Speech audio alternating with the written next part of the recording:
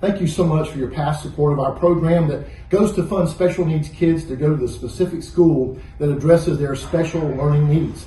And we appreciate your past support. Many of you have talked to me on the telephone or by email over these past few months as we've been dealing with the IRS changes. Literally, one IRS agent wrote a new regulation to address the tax reform bill that came down and then tax reform 2.0.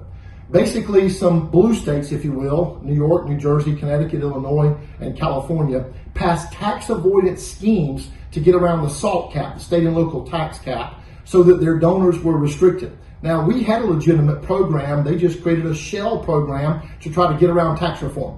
Well, in the IRS's effort to thread the needle, if you will, we were penalized too.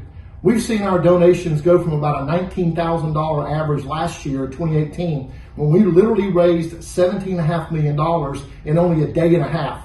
To this year, we've got an average of about $4,500 per donation, and we've raised a little less than $6 million in about 8 months. It's been a drastic impact on our program. So thank you for sticking with us. But more importantly, I want to update you. I was just on a telephone call with the IRS. And I don't know about you, but it seems like every time they talk, it's as clear as mud. And I'm not sure I know anything more than I did before. But they did clarify some of the ruling for the SALT cap and addressing the issue with legitimate programs like Exceptional SC and threading the needle with what other states did to try to get around tax reform. And I want to read to you exactly what the Deputy Director of the IRS, a man named Mr. Cotter, said a little bit ago, that partnerships, S corporations, small businesses can take a charitable deduction on the federal side as long as they reasonably believe that they will generate either name ID and recognition in the community, but also create goodwill in the community by their donation. That they will get not only the state tax credit,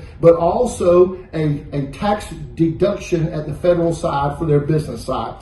This gives us great clarity. So if you own a business in South Carolina, I've talked to dozens of accountants over these last few months. And a big question was, how are they going to deal with the different companies that might be pass-throughs? Well, if you're a corporation, if you're an S Corp, an LLC, then you can make a donation to Exceptional SC. And you can take the state dollar for dollar tax credit and get the federal deduction on your business side for that. Thank you for supporting us in the past. Over 2,500 children all across South Carolina receive these scholarships, and they depend on you and your gift. God bless you. Merry Christmas, Happy Holidays, and we'll be talking to you soon. Thanks so much.